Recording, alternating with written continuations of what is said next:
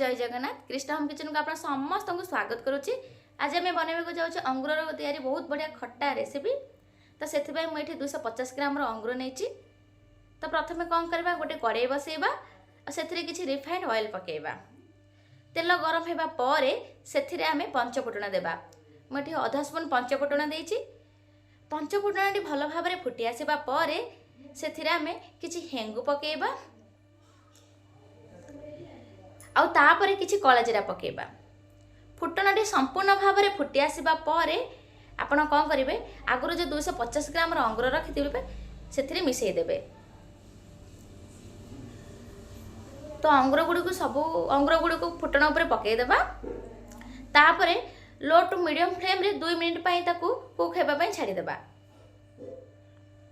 तो 2 मिनिट पर से कौन करवा स्वाद अनुसार किछि लुण पकईदेवा आउ भल से मिक्स करनेबा। तापर पुणी थरे 5 minute low to medium flame रे कवर करी बसईदेवा। तो 5 मिनिट पर देखंतु अंगूर जो एक्सेस पानी जाग थिला सब बाहरी आसीची आउ अंगूर मध्य हल्का सिझी आसीची। तो ए स्टेज रे आमे कौन करबा ना सब मसला पकेबा। तो प्रथमे हळदी गुंड पकेबा तापर किछि लंका गुंड। तो ये मु आधा स्पून हळदी गुंड और आधा स्पून लंका गुंड पकईची आउ ताको भल से मिक्स करि नेची। तो देखंतु अंगूरटी संपूर्ण सिझी आसलानी। तो सही क्षेत्र में आपण माने कौन करेंगे गोटे मेसर साहाय्य आपण मेस करि पारिबे। जदि बा मेसर नाही तो गोटे भात चटु साहाय्य मध्ये आपण प्रेस करि पारिबे, नहले आपण बेला साहाय्य मध्ये प्रेस करि पारिबे। तो एमती अंगूर को गोटे गोटे करी सब अंगूर को प्रेस कर नेबे। ध्यान रखिए अंगूर को प्रेस कला बेले बहुत अधिक प्रेस करेंगे, हल्का हल्का कर ही प्रेस करेंगे। एमती गोटी गोटी कर सब अंगूर को प्रेस करेंगे। एमती प्रेस करने द्वारा आम जो आपर गुड़ पकेबा गुड़ आउ अंगूर कॉम्बिनेशन बहुत भल हे और ग्रेवी अंगूर भितर पशि पार। एमती खटा रेसिपी तो घरे सबुदिन हुए। तो जेबे भी हुए आम परफेक्ट बनवाई चेष्टा करवा। तो एमती हल्का हल्का करी सब प्रेस करदेवे। देखिपे मुझे सब प्रेस कर देछि।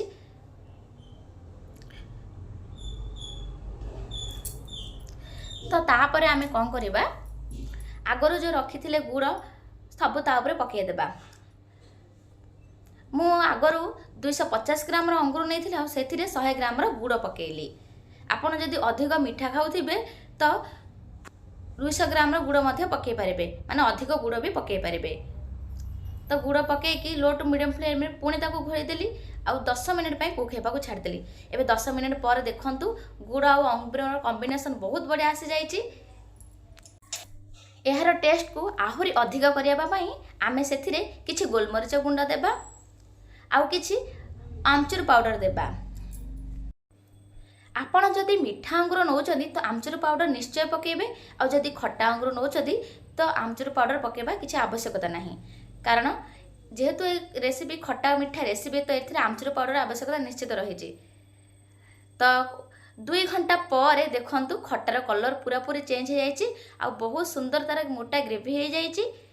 तो बर्तमान अंगूर खट्टा रेसिपी एबे रेडी हो गला। आपण माने घरे एमती बहुत सहज बनई पारे। यही अंगूर खट्टा को आपण माने भात रुटी नान परोटा सबुथ लगे खाई पारे। जदि ये अंगूर खट्टार रेसिपीटी आपण मानक भल लगिला तो निश्चित भाव में मो चैनल को सब्सक्राइब करेंगे, लाइक करेंगे और शेयर करेंगे। आज रहुची जय जगन्नाथ।